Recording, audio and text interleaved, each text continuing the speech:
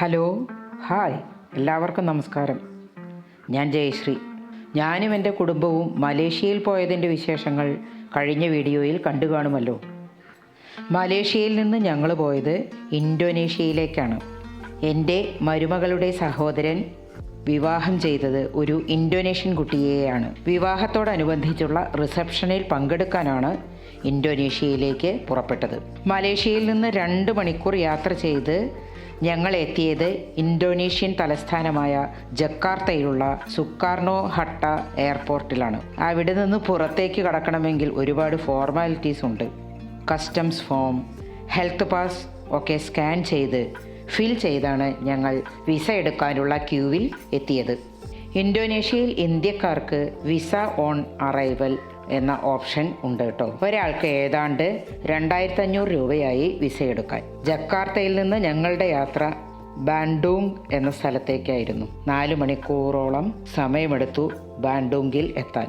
1955 നടന്ന ബാൻഡൂങ് ഉച്ചകോടി ലോക ചരിത്രത്തിലെ ഒരു പ്രധാന സംഭവം തന്നെയാണ്. ബാൻഡൂങ്ങിൻ്റെ ഭൂപ്രകൃതി കേരളത്തിനോട് സാമ്യമുള്ളതാണ്.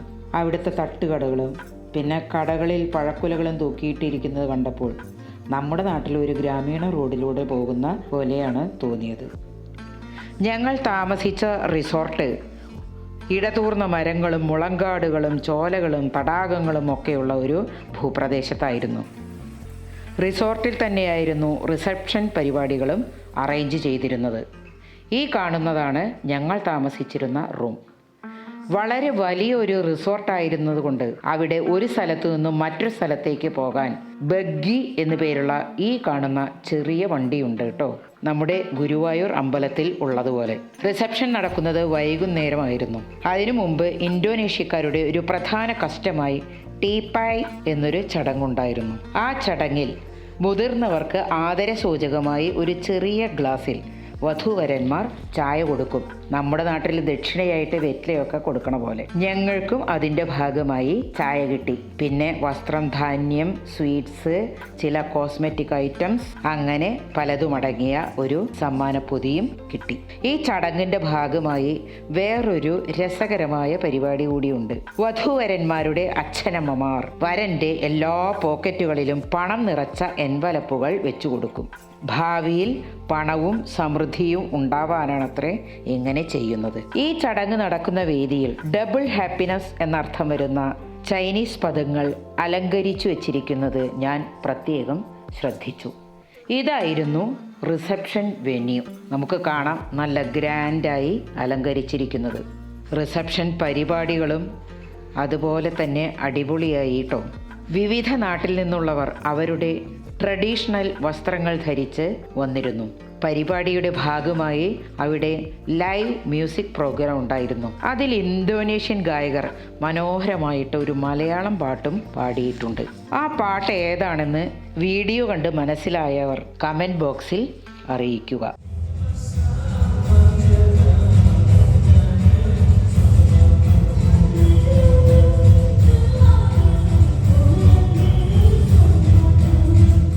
പിന്നെ ബോളിവുഡ് പാട്ടിന് എല്ലാവരും കൂടെ ഡാൻസ് ചെയ്തു.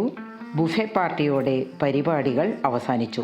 ചൈനീസ് സംസ്കാരത്തോട് അടുപ്പമുള്ളതും പ്രൗഢഗംഭീരവുമായിരുന്നു റിസപ്ഷൻ പരിപാടികൾ എന്ന് പ്രത്യേകം പറയാതെ വയ്യ. അടുത്ത ദിവസം രാവിലെ തന്നെ ഞങ്ങൾ ബാൻഡൂങ് റെയിൽവേ സ്റ്റേഷനിൽ പോയി ബുള്ളറ്റ് ട്രെയിനിൽ കയറാനായിട്ട്.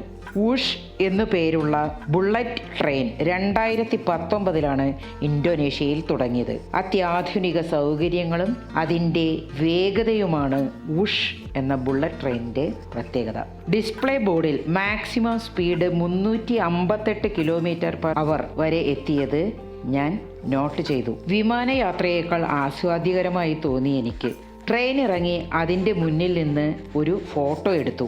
ഈ ഫോട്ടോയിൽ ഞങ്ങൾ കൈകൊണ്ട് കാണിക്കുന്നത് ഫിംഗർ ഹാർട്ട് ആണ്. ഇത് കുറേ ആളുകൾ അവിടെ ഫോട്ടോയ്ക്ക് പോസ് ചെയ്യുമ്പോൾ കാണിക്കുന്നുണ്ടായിരുന്നു. ഇതിൻ്റെ ഉത്ഭവം കൊറിയയിൽ നിന്നാണത്രേ. ഇത് സൂചിപ്പിക്കുന്നത് ലവ് സൈൻ ആണ്. അങ്ങനെ ജക്കാർത്ത എയർപോർട്ടിൽ തിരിച്ചെത്തി. അവിടെ നിന്ന് ഇനിയുള്ള യാത്ര ബാലി ദ്വീപിലേക്കാണ്. ബാലി യാത്രയുടെ വിശേഷങ്ങൾ അടുത്ത വീഡിയോയിൽ പങ്കുവയ്ക്കാം. വീഡിയോ ലൈക്ക് ചെയ്യാനും ചാനൽ സബ്സ്ക്രൈബ് ചെയ്യാനും മറക്കരുതേ.